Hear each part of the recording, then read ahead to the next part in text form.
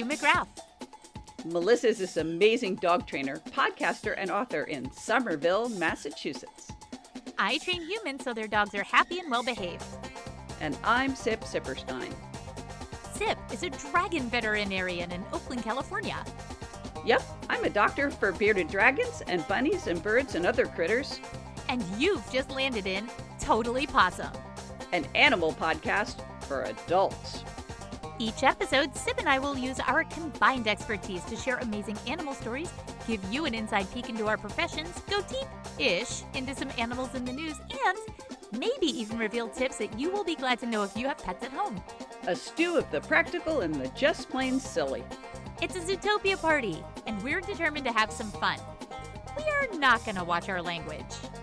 We're letting our hair down. You just don't know what we might say, so cover your children's ears. You've been warned, unless your kids are cool with massive piles of kinky cicada sex, magical raccoon dog testicles, and occasional swearing. It's your call, folks. We received fan art this last week. We did. And it was awesome. It was amazing. You will recall that you talked about the cicadas and their butt fungus and their butts falling off. But we went off on a tangent about our imagined cicada S&M. Yes. And Dr. Sunmai Vo, a veterinarian, sent us her fan art imagining that cicada with the leather boots and a very kind of S&M stance. And it is freaking hilarious. It is going up on the socials as soon as we can, as soon as I can. It should be there. Yeah. When you listen to this episode. It's the funniest thing I've seen in a really long time. It is amazing and disturbing and hilarious cartoon. And I need a new tattoo now that we're going back to normal. So I'm just saying, soon bye. Dr. Fo. Really big on your back, like enormous. No, I was thinking like a little wrist tattoo, but go big or go home. go big. So we are really looking forward to sharing with you our very first Pawsome fan art. Today, I'm going to instruct us all on dogs in hot cars and why that controversy might not actually be that controversial. Yes, there are rules to smashing windows. But there are also ways to keep your dog in a car safely. So we're going to talk about that. And what are you going to talk about? Right. Or just not keep your dog in a car on a hot day. Or just don't do that. Go there. And I am planning to talk about the amazing naked mole rat, who it turns out Yes. Well, I'm not going to give it all away now. I love them. They're so great. Oh, God. Dr. Vo, we're going to need some more fan art. Naked mole rat.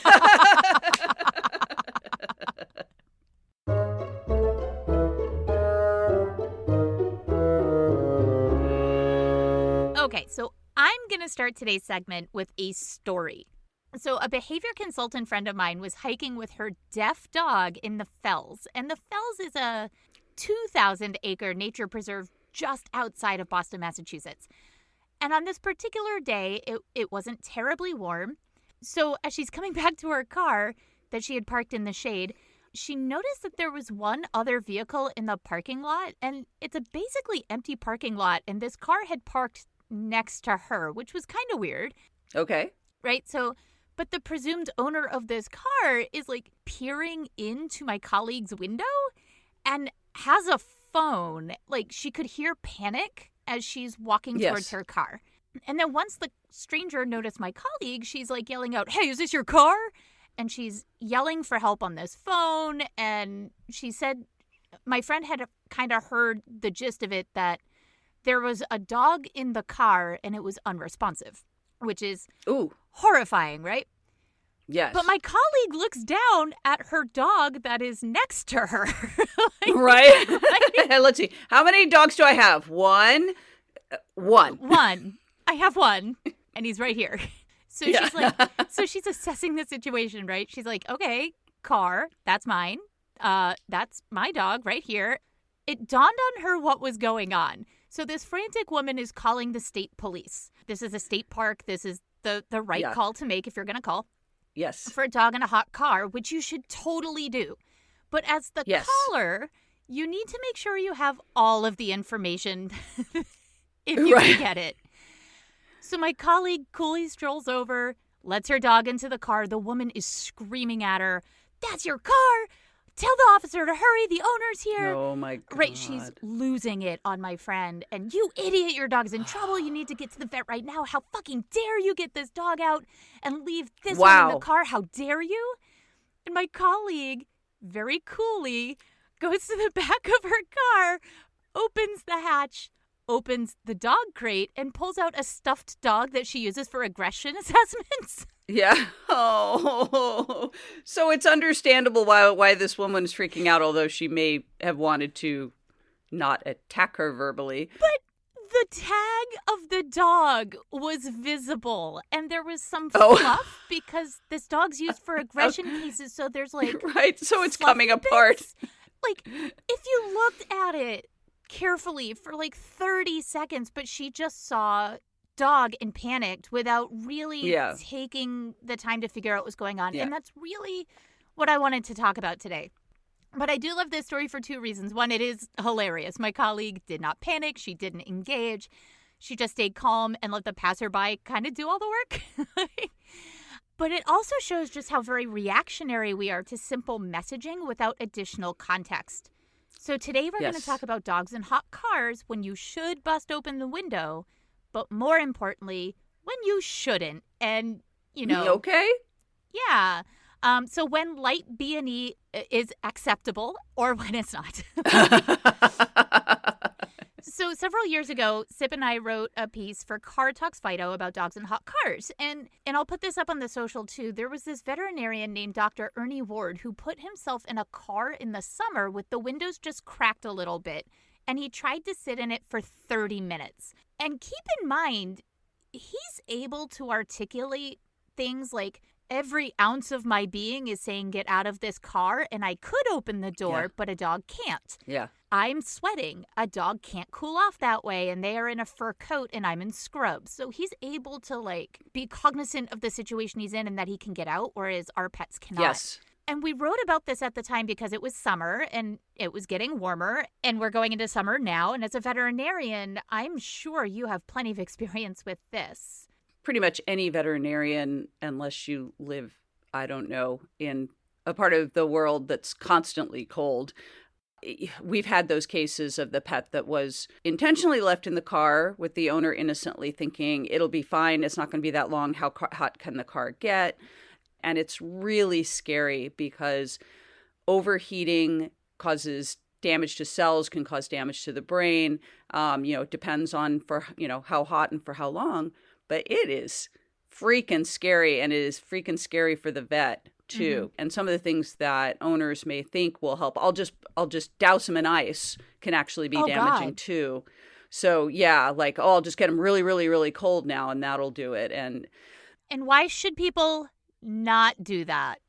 Why should people just not douse their dog in ice? What happens to the body if it gets that hot, and do what they think is correct, which is, I have to cool the dog down? So there are a number of things that can happen, but in an oversimplified sense, you can kind of shock overcool them, and then you've got another problem. So we have techniques in the vet hospital that will allow us to try to get the temperature down slowly, at a proper pace and safely. I want to go back and say the things that you see as a vet, I think, are really important to notice and to document. And I think that's why the messaging is, if there's an emergency, get the dog out of the car. The problem, from my perspective, is that people don't know what an emergency looks like. Yep. And well-intending people on maybe colder days banging and smashing windows to get dogs in cars that are not hot. Yeah. Or yeah. that it's not a dog. It's a stuffy. But then the car has to be attended to. The dog has to go through some intense training to feel safe back in the car. I've had to work on cases where there's been behavior modification medication necessary just to get the dog to get close to another vehicle, which makes going to the vet impossible because it's a PTSD, like, response. They're afraid that someone is just going to smash in the window and pull them out. Injuries from glass, strangers pulling them through. Yes. Right? There's a lot of that. Not a lot. I don't, there's not like a pandemic of people just everybody's smashing windows and ripping dogs out. But as a sports dog trainer, many times we're going to instruct students to keep their dogs in the car safely in the summer, and it is possible to do. And I've done it. We use a lot of tricks. We'll maybe park our cars in the shade. We'll throw up reflection shades, open every single window. We'll open up the hatches fully. We'll drape maybe another shade cloth down on the hatch if we have to. We can put fans on the crate bars. There are like these little fans that you can put on a crate. We can leave the air conditioning on with the windows up. Leaving the air conditioning on is my least favorite method because, as we know, cars can fail. You know, we both come from writing for CarTalk. So having callers call in with failed air conditioners, it happens. So that, I think, is my least favorite. And if your engine's off, and in some cars, if the car isn't physically moving, the AC doesn't work. Correct. Depends on how old your car is, but... And it's polluting. If you're leaving your dog in the car, which I admit I have done with a dog in the car because there was no shade and there was no other way to keep my dog cool, parking on blacktop teaching a class. So parking him in my car where he felt safe with the air conditioner on, it was about 85 degrees. And I taped signs up all over my car. If you are concerned about the safety of the dog in here, please come see me first. Don't break open my window. I left and I said, the doors are unlocked. You can check on the dog if you're worried. I teach classes and I park my dog right in front of the building with my dog in the car with a cloth over his crate, windows all the way down, hatch up, keys in my hand, and signs everywhere on my car. I've also left him in a running car in both December with the heat on and in August with the AC on. And again, with signs, with my phone number, and I've personally never had a problem. I hate leaving my car running, but he's a dog that goes to work with me and he helps train other students. And in order to have him safe, he gets too overstimulated if he's in the building in a crate. He can't handle it, but he trains our trainers. And this is something that I really, really, really want to impress.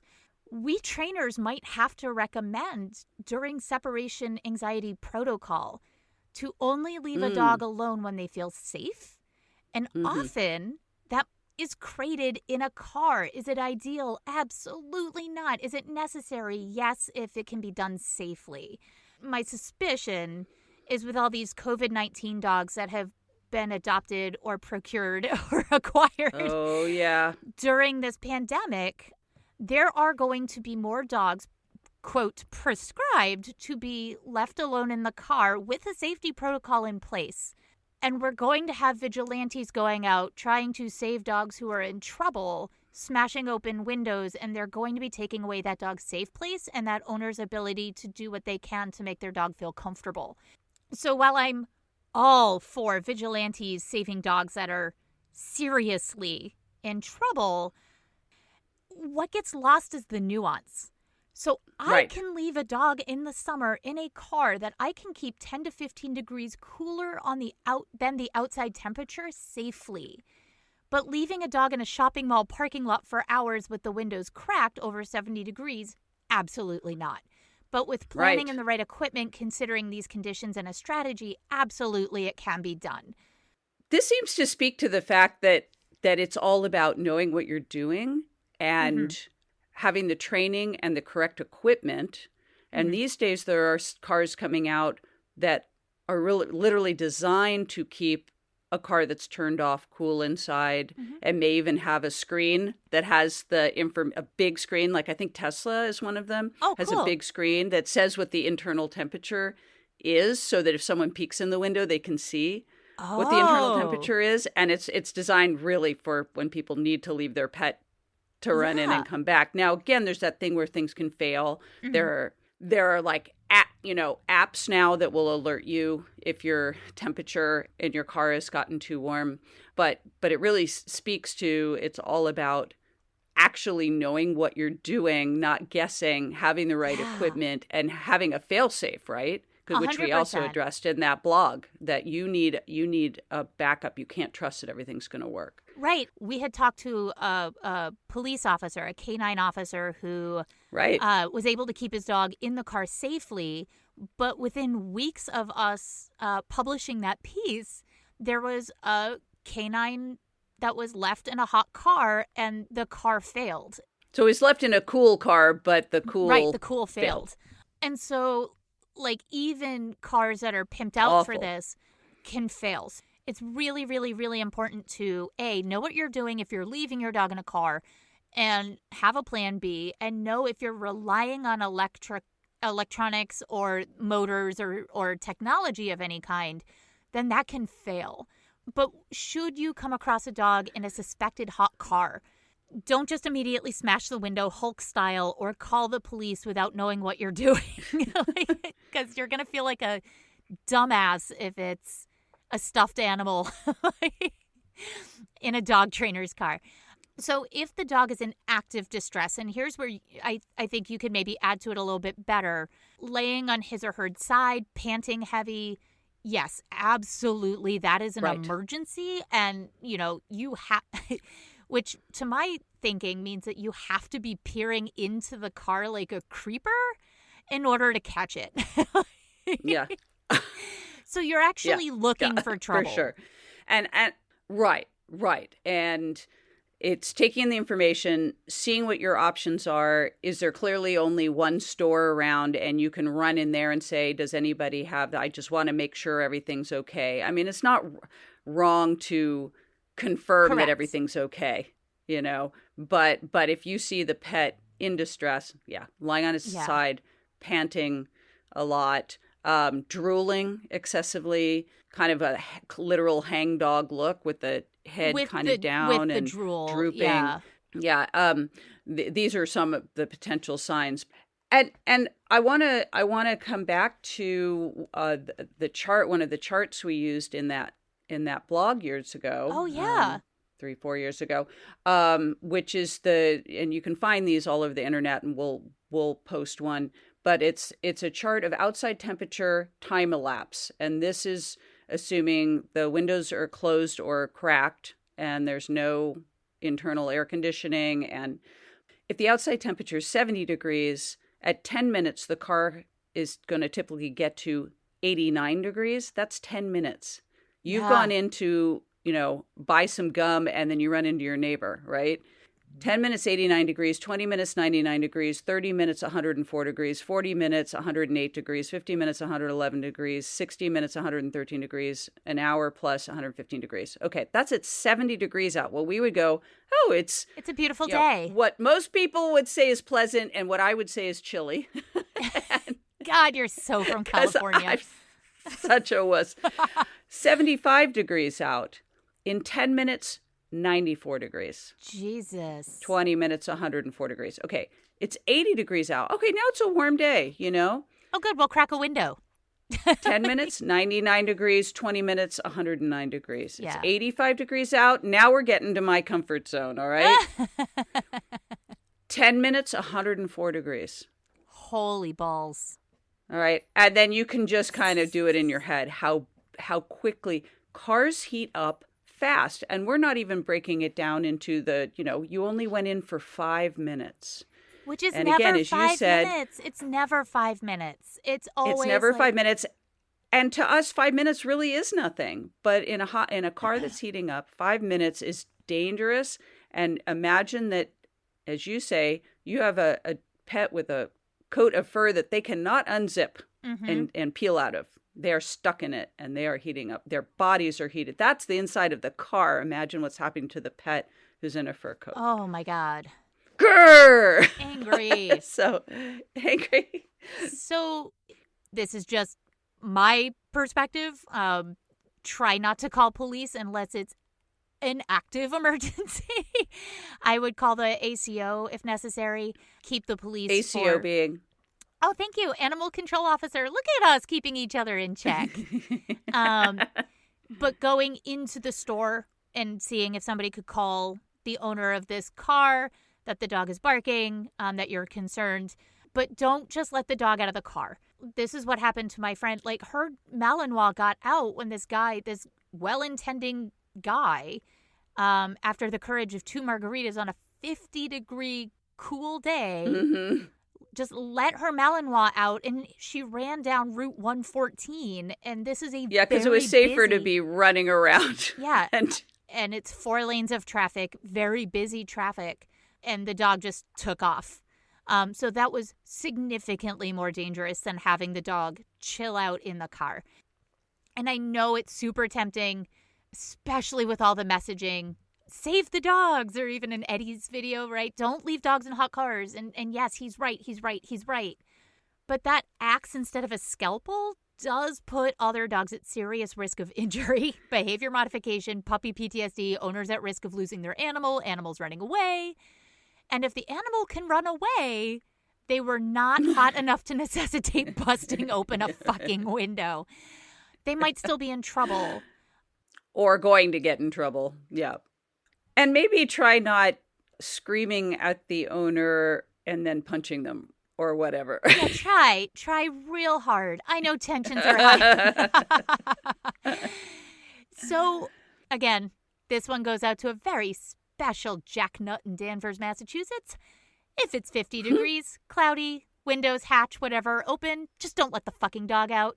Especially if you amped yourself up with cheap tequila and some sugary mixers like a real man. Then verbally assault the owner of the small business who knows her dog better than you. But if you do see a closed window, a panting, pacing dog, that's a bit more of a gray area. And here's where you really need to be smart. So check. Is the dog real and not a robot? Is the dog panting a little or a lot? Can you assess the conditions, right? Is it 40 degrees and cloudy? The dog is probably fine. Is it 60 and cloudy? Well, maybe keep an eye out for a little bit. It takes some time. It might take some time in this case for the dog to be in danger. Is it 80 and sunny? Then absolutely take the plate number, the make and model of the car, go to a nearby business and see if somebody can page the owners. If no one is coming, is the dog getting better or worse? Don't break the window. Don't put your hand in the window either. Again, scared, fearful, might hate strangers, might hate you, might be territorial. You just don't know. So like the zoo, don't put your fingers in the cage. Call the animal control officer or the non-emergency number for police. But if the dog is laying on his or her side, gasping for air, then know the rules of your area or at least the consequences. That dog needs help now. So you can either, again, I'm not advocating for breaking the law. So this is your choice. But you can either commit breaking and entering and likely serve jail time, pay a fine. You might have to know the laws of the land. Some places this is okay, some places it's not. And according to the Humane Society, if the owner cannot be found, call the non-emergency number of the local police or animal control. Wait by the car. Don't leave the dog alone. Yes. In several states, there are Good Samaritan laws that legally protect you and allow you to remove animals from cars under certain conditions. So just again, know the laws, follow any steps.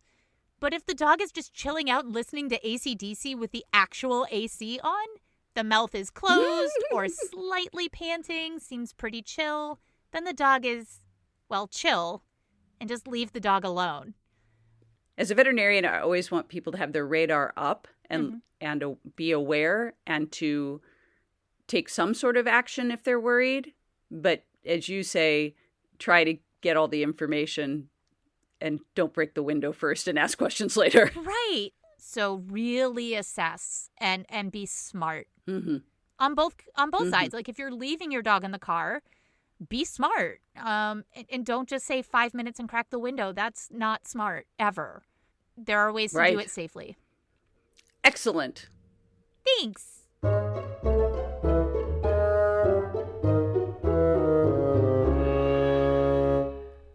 Sit back. Let me tell you about naked mole rats. Naked little wrinkly, somewhat phallic mole rats. These amazing creatures are cold-blooded.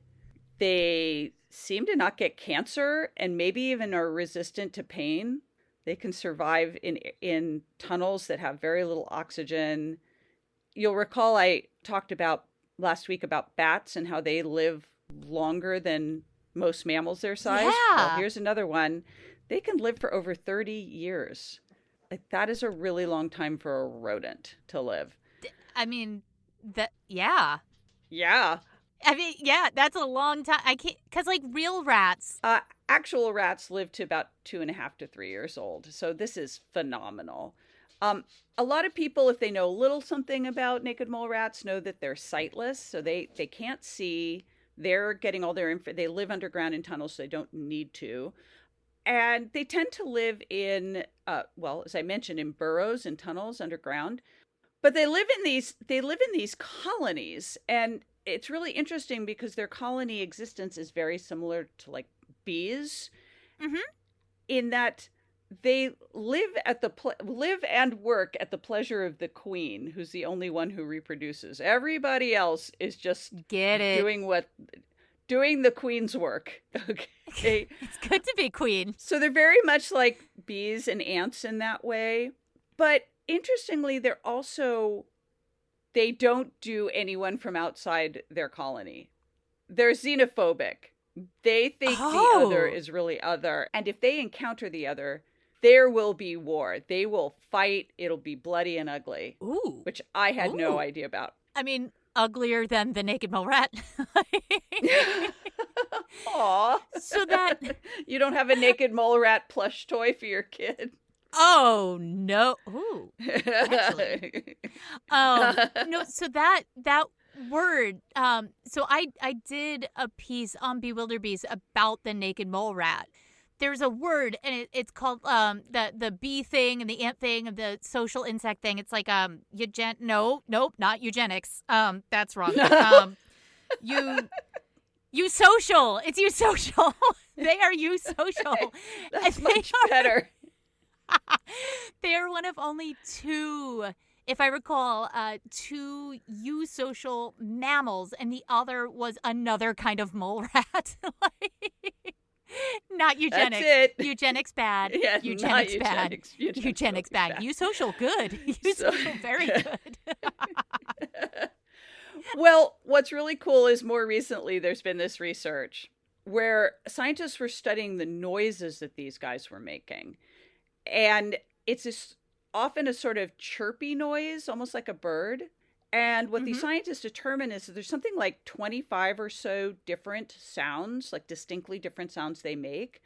Oh. And one of the sounds is, I encounter you in the tunnel, which probably happens a lot if you're a naked mole rat and you live in a colony in these burrows. And they would make this soft chirp at each other. And that chirp is sort of like, hey. And then with that, hey, you go, okay, you're one of us. It's cool. We can move on. Oh my God. So it's like a little secret handshake. It's a little secret handshake to say, we're from the same place. I don't have to bloody you. Okay. Oh my God. They're like gangs. They're like gangs. Little mole rat They gangs. got their little with like bandanas. their little vests. Yes. Now you can mole rat with the bandana over on its forehead. Little leather jackets. So, yeah, not the leather again. Of course, the leather again. Interestingly, tied in with this language thing, and this will make sense in a moment, they have a communal toilet chamber, and when the queen is on the can, when the queen is on her throne, doing her business, she sings a little song that the scientists are referring to as the toilet call. And they don't know what exactly she's singing, what the lyrics are. Oh, God. They're determined to do further study. I bet they are. I am a parent, and teaching a human to go to the bathroom in an appropriate place is a lot harder than you would think. And there are songs, and there's one, if you have been a parent and have watched this show called Daniel Tiger's Neighborhood from, yes. Yeah, it's like a cartoon that's based on Mr. Rogers' Neighborhood, like the puppets, but they're cartoons now. And there's one that like every parent will get stuck in their head. Something, just flush and walk away. It's always just gets stuck in your head. Flush and walk away slowly. Away. Yeah. And, if you have to go potty, stop. And I can't remember the rest of it. Oh my God. Yay. I'm finally getting out of that part of her childhood. I'm so happy. Well, it sounds like you know exactly what the Queen is singing. Maybe she's a Daniel Tiger fan. Yeah. I just think one of the things that this really speaks to is that, particularly with the different colonies having different languages and so forth, what they've determined in their research is that this language they use, the chirps, the way they talk to each other within their own colony, they aren't born with that. It's taught to them. They learn it from the other naked mole rats in their colony. So they're learning a language from their people. And if they grew up in a different colony, they would be speaking a different language, right? Oh, wow. So would it be language or accent? They're referring to it for now as dialects. Okay. So, but either way, it's not that they're just born with it. They have to learn it. And then if they go and talk to someone who's learned a different, let's say naked mole rat dialect, da da da da da da da da da da da da da. That's a little West Side Story reference. There's going to be a fight in the streets. Okay. They come out like snapping their fingers. And so I titled my piece this week, The Royal Flush.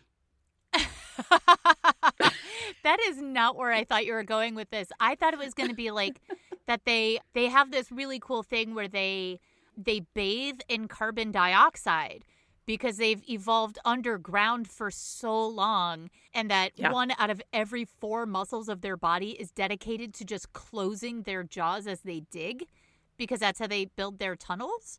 The carbon dioxide thing, because there's so little oxygen down below, if they don't bathe in carbon dioxide, they will get seizures. And so to prevent seizures, they find carbon dioxide pockets, and they all like kind of have a little naked mole rat puppy pile in carbon dioxide because too much oxygen is bad for them. And they're linking that to people who have seizures too, like trying to figure out what the mechanisms are in the brain. Oh. And to see if there's like maybe a link there as well.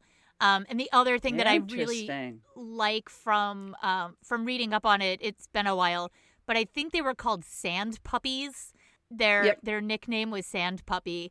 And as a dog trainer, I just thought that was really cute. But I also thought if you have a dog that looks like a naked mole rat, you should take it to a veterinarian stat.